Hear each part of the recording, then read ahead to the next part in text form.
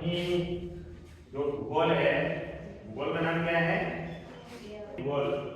तो इसके नेक्स्ट अध्याय में हम लोग बात करेंगे जल संसाधन को लेकर के, है ना।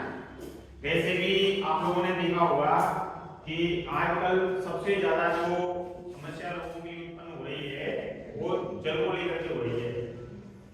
जल संसाधनों में न केवल हमारा देश बल्कि हमारे देश के अलावा विश्व के जितने भी देश हैं वो पानी की समस्या को लेकर के बहुत ज्यादा चिंतित हैं।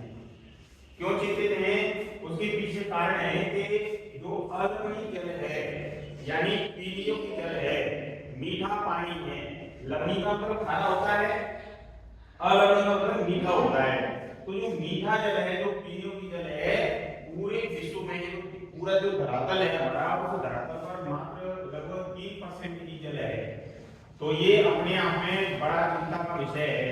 वैसे तो आप लोगों ने सुना होगा प्रशांत महासागर है, प्रशांत महासागर को हम लोग वाटर हेमिस्फीयर बोलते हैं, अर्ध जल गोला बोलते हैं।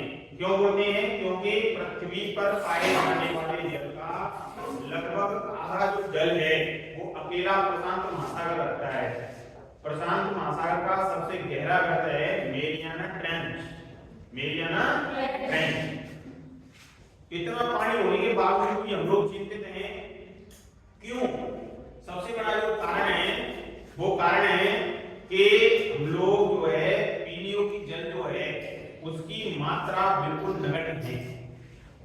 पूरी पृथ्वी पर जो धरातल है उसके 71% भाग पर क्या है? जल है। क्या है?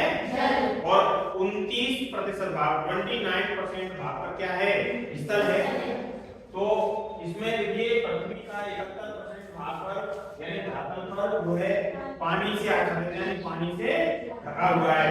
बाकी का जो 29% भाग है वो क्या है? स्थल है यानी धरातल है।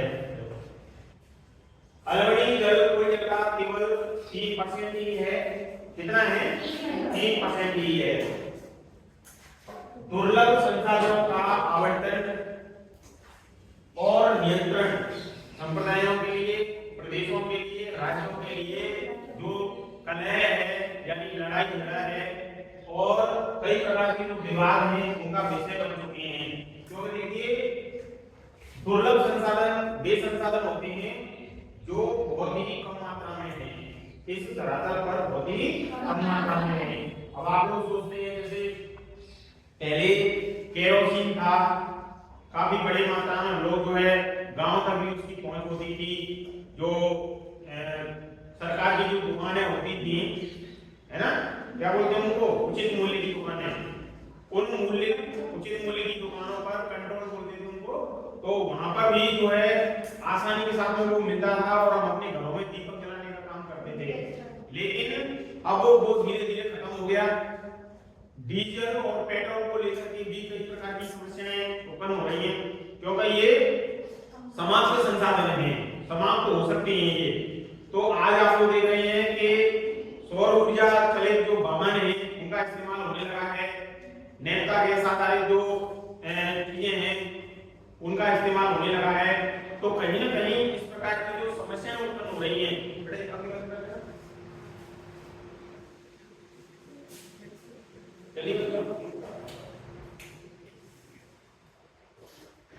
बस।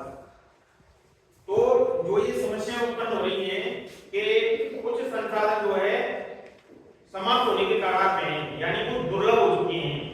तो उन संसाधनों को लेकर के जैसे पानी है, चंबल नदी बह रही है, मध्य प्रदेश में भी बह रही है और राजस्थान में भी बह रही है। तो मध्य प्रदेश और राजस्थान दोनों पानी को लेकर के जो है इनमें विवाद हो सकता है। कावेरी विवाद है और भी कई नदियों का जो है परस्पर विवाद होता है। तो निश्चित रूप से दुर्लभ जो संसाधन है उनके आवंटन को लेकर के, उनके कंट्रोलाइजेशन को लेकर के, मैनेजमेंट को लेकर के संप्रदायों में लड़ाई झगड़ा हो जाता है, प्रदेशों में लड़ाई झगड़ा हो जाता है, राज्यों में हो जाता है। तो ये ऐसे विषय बन गए हैं जो विवाद के विषय है। कैसे हैं? विवाद के विषय हैं।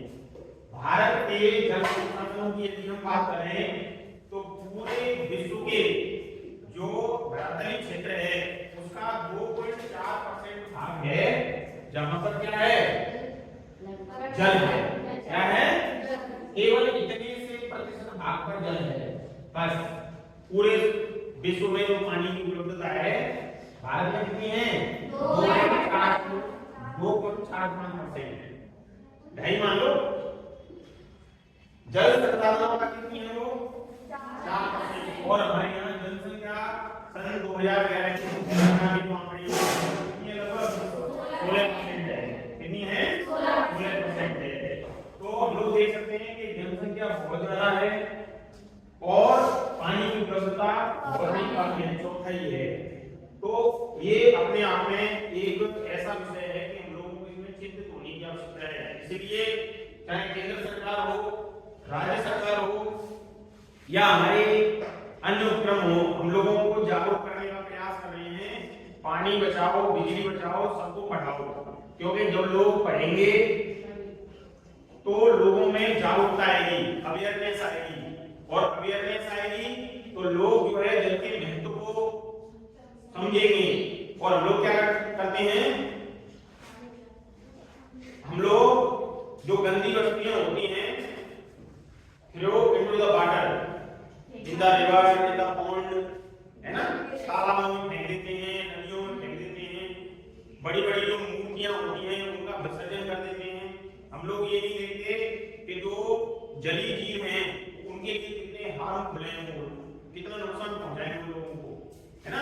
अब वो मर जाएंगे जलीय जीव तो वो उससे और अन्य जलीय जीव मरेंगे। और कोई पानी पिएगा तो वो लोग भी जो है उससे मरेंगे, क्योंकि नदियों का पानी शहरों में जा रहा है प्यूरिफाई होके, तो कहीं ना कहीं उसका अंश तो जाएगा।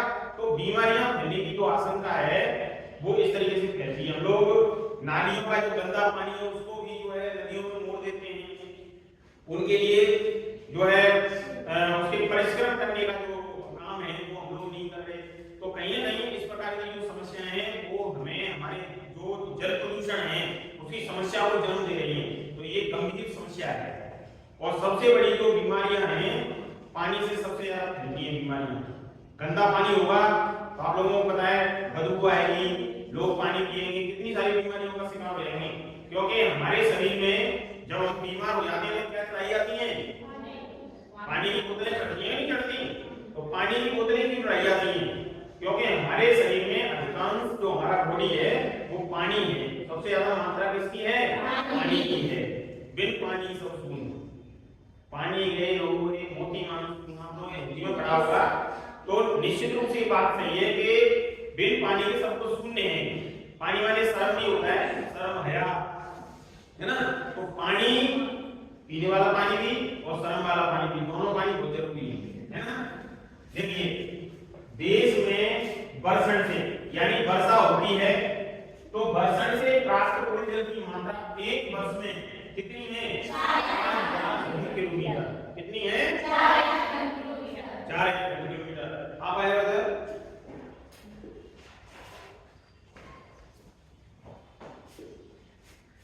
ये क्या लिखा है, घन किलोमीटर, घन किलोमीटर।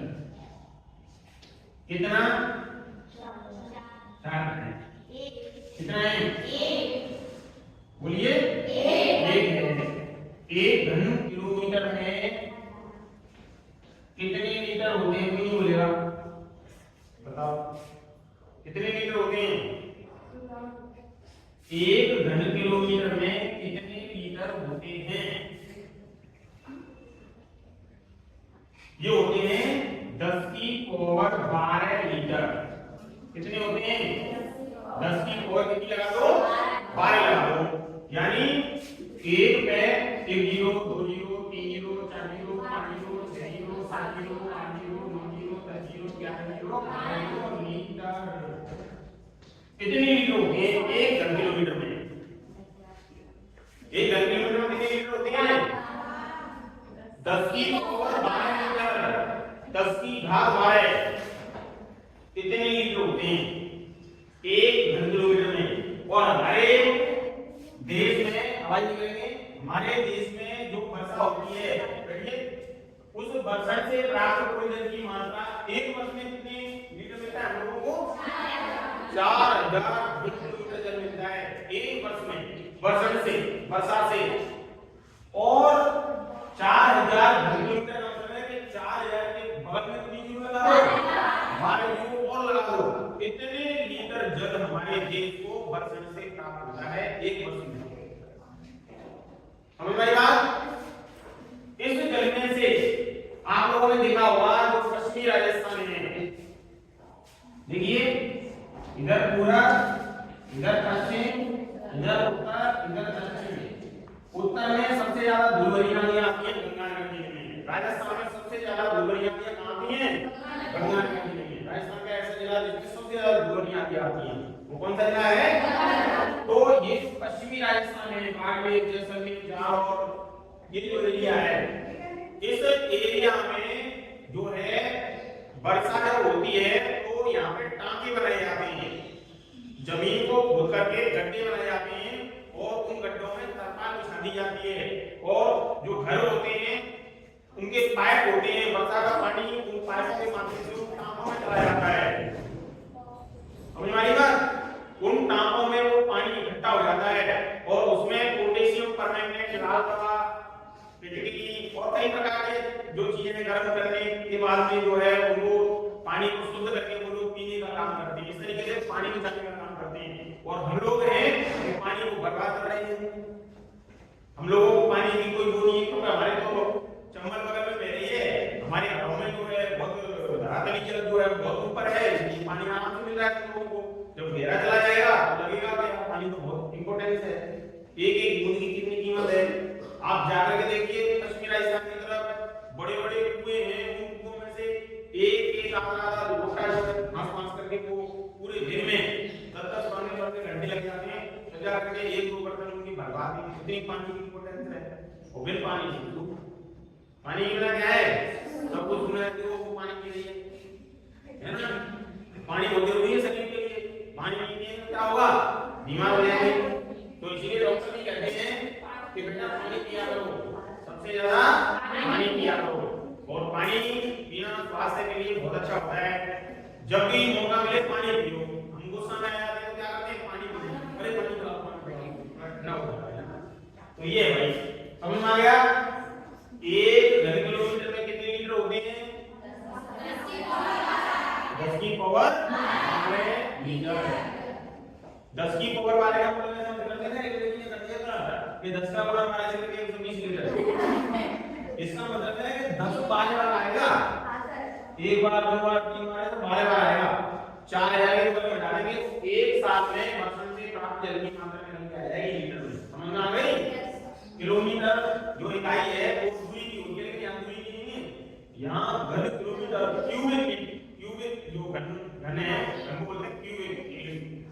देखिए धरातली जल, धरातल वाला जो धरती के अंदर पाया जाता है, पुण्य मूर्तियों की भूमजल, पुण्य मूर्तियों की भूमजल, भूमि से प्राप्त जल कितना है?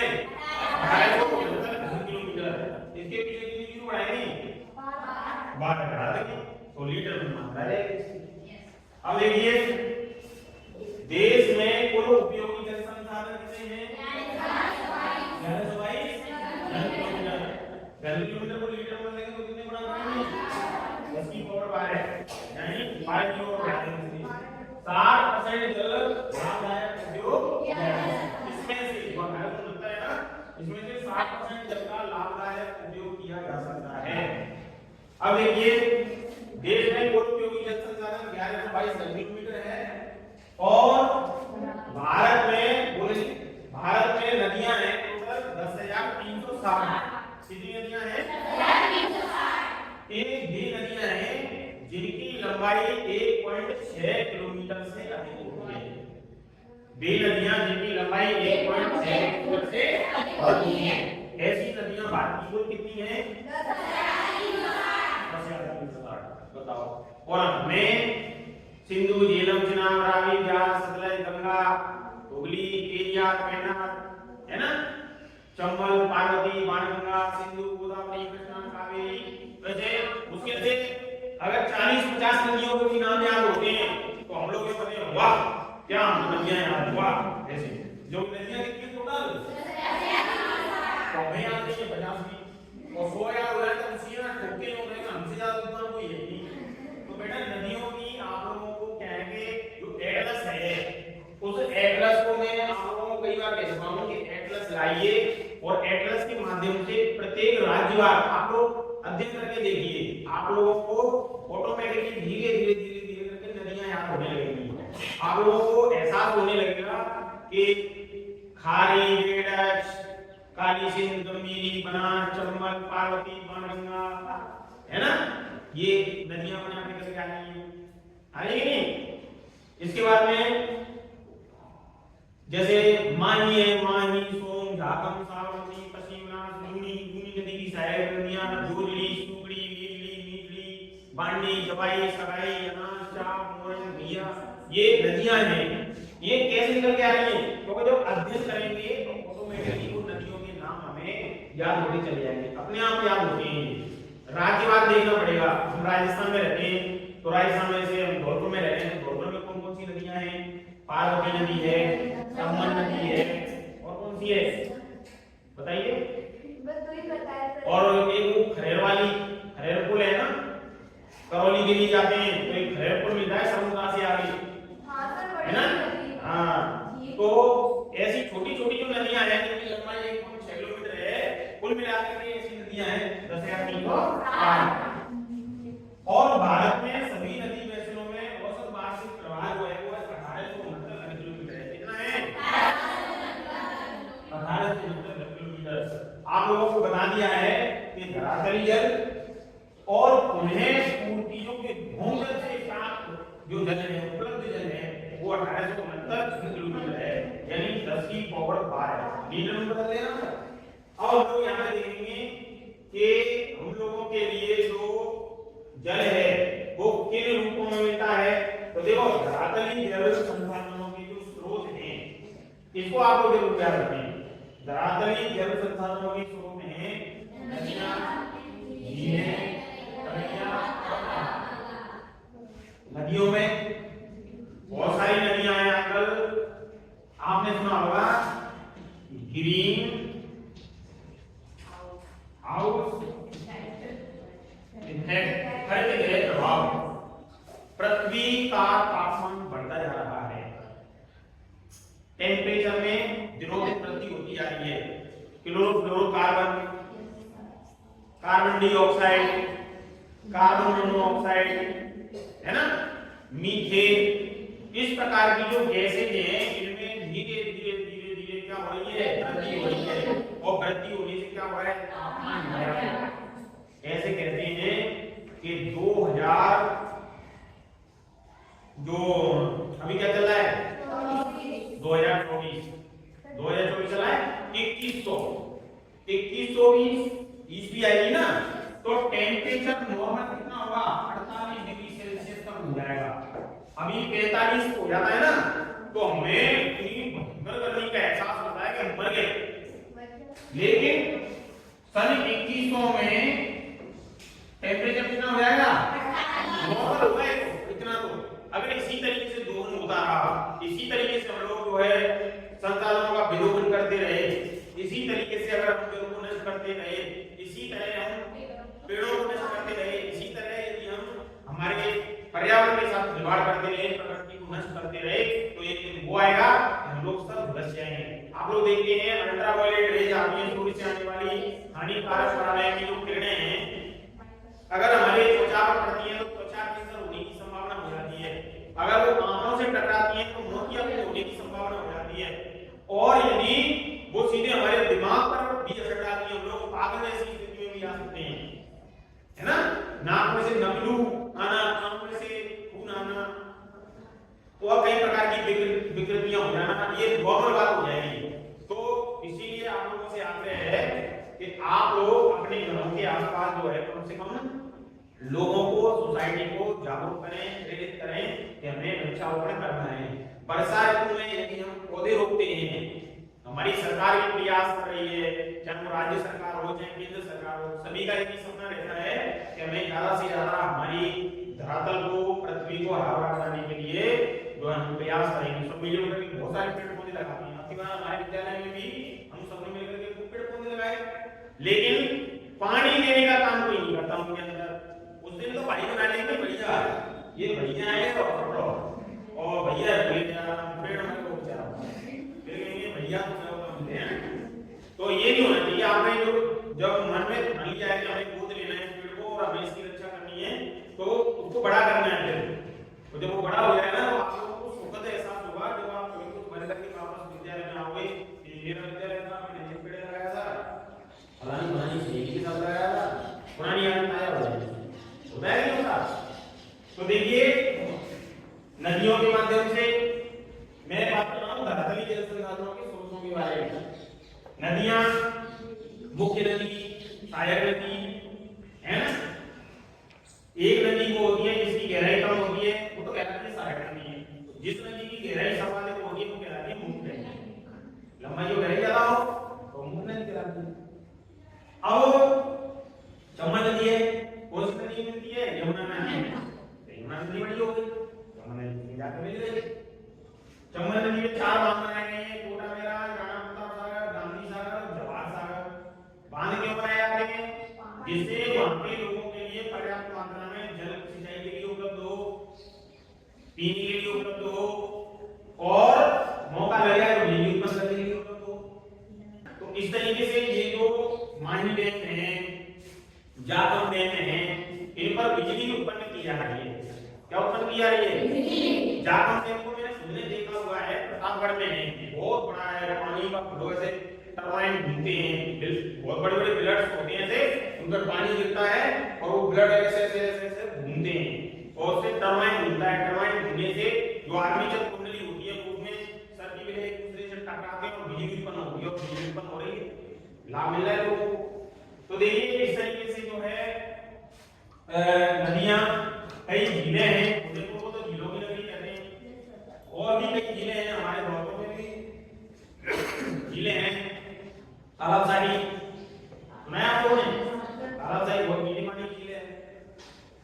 जयसमंद, राजसमंद, पिछवाड़ा, आनंद सागर, सिलीसेट, फतेह सागर, कायलाना, गोलायत, कोयसागर, नमक सागर, स्वरूप सागर, अमर सागर, तालाबसारी, गजनी, नवलखा, भुज झील, रामगढ़, बहुत सारी झीलें हैं। खारे पानी की झीलें सांबर, डीवान, पंचमद्रा, दून, करणसर, काबूल, भड़ौती, बेगाना, कुचामन, काल छापर, ये झीलों में है। तो ये कुछ झील हैं, इसके अलावा भी बहुत सारी झीलें हैं। तो सभी जो झीलें हैं उनसे जो प्राप्त जल है वो भी कौन सा जल है? जो धरती पर मौजूद रहता है। तलैया है, कई तलैया है ना, और तालाब भरे रहते हैं। जैसे हमारे सरमथरा का सबसे फेमस तालाब है और उस तालाब का नाम कौन सा बताएगा? हुआ का तालाब। कौन सा तालाब? हुआ का तालाब। हुआ ये समुद्र के थोड़ा सा आगे है, दिल्ली रूट पे पड़ता है और यहाँ पे मिलिट्री की ट्रेनिंग होती है। मिलिट्री वाले उसी हुआ के ताल की पाल पर जो है टेंट लगा के रहते हैं। बहुत शानदार तालाब है, कमल खिलते हैं यहाँ पर। नहीं वो तो होते हैं ऐसे तो, लेकिन ये फेमस इसीलिए क्योंकि यहाँ भारतीय सेना की टुकड़ियां आकर के और युद्धाभ्यास करती हैं, बम चलाना सीखते हैं, तोप चलाना सीखते हैं, ये इसीलिए बहुत फेमस है। तो आप लोग समझ सकते हैं कि पानी हमारे लिए कितना इम्पोर्टेंट है।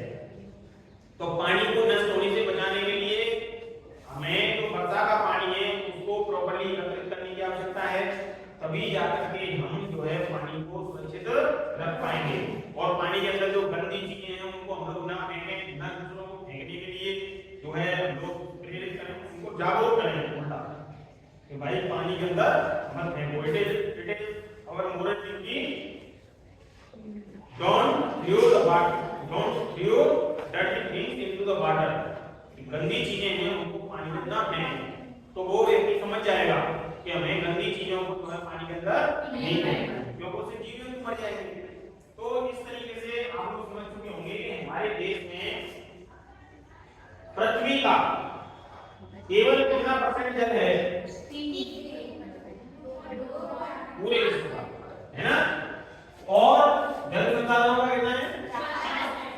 जल संसाधन है ना हमारे जल संसाधन मैंने अभी बताया था, लोग जल संसाधन 4%, ज्यादा नहीं। तो जनसंख्या 16%, एक ना सोमिंग वाला डिफिनेशन होगा, है ना। तो इसीलिए और आपके दिमाग में ये भी होना चाहिए कि हमारे यहाँ पे जो उपलब्ध जगह है वो कितना है 18 को मतलब घन किलोमीटर। भूल मत जाना 10 की पावर 12 लीटर में चेंज करें तो 10 की पावर 12 लगाना, वरना काम खराब हो जाएगा। तुम समझ जाओगे लीटर ना जाओगे, पानी लीटर में ही होता है, किलोमीटर में नहीं होता पानी, समझ गए।